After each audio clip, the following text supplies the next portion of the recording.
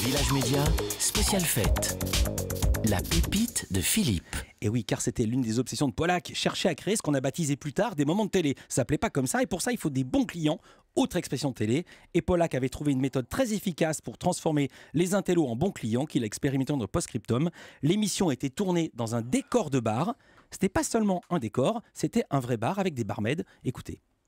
Virginie servira à chacun à boire. Vous pouvez d'ailleurs déjà aller leur offrir à boire. Virginie, j'espère que s'ils ont bu, ils seront plus prolixes et plus bavards. Voilà Virginie qui servait à boire. Pierre, vous êtes déjà retrouvé ivre dans l'émission de Pollack le samedi soir? Non. Non, parce que j'avais trop le trac. Ah oui. J'avais un trac fou parce que je me disais, de toute façon, si j'essaye de faire le malin, il y a des plus fous que moi ici.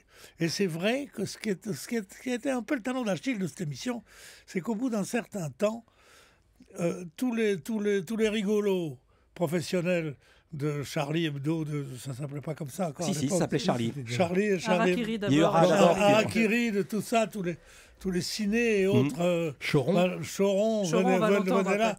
Coluche qui venait là, qui pétait. Bon. Et qu'on se disait, on pourrait jamais. Moi, je pourrais. Jamais en placer une. Je vais en placer une. D'ailleurs, quand je dis ciné, la femme de ciné, Catherine Ciné, était rédactrice en chef Exactement. de cette émission. Et elle disait, faites ce que vous voulez, surtout ne me demandez pas.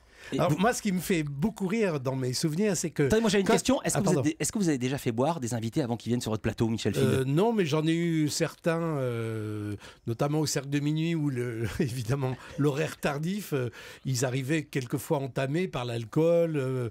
J'ai eu un Ferrara sous coke très très vindicatif. Enfin, il y a des choses à gérer comme ça. Non, ce que j'allais dire juste, c'est que Pollack, qui avait le côté tonton grognon, il détestait, après la légende de droit de réponse, il détestait avoir une descendance. Alors moi, j'avais fait un ou deux débats de forum et tout, on disait, c'est la réincarnation de Pollack. Alors là, ça le foutait en rogne.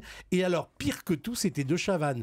Dans Ciel Montmardi, l'idée que De Chavannes soit un peu le fils spirituel de Pollack, et là, Pollack disait, tu comprends, nous, on travaillait nos dossiers, c'était argumenté. Pierre vient de nous le dire, Télérama. ça ne l'était pas du tout.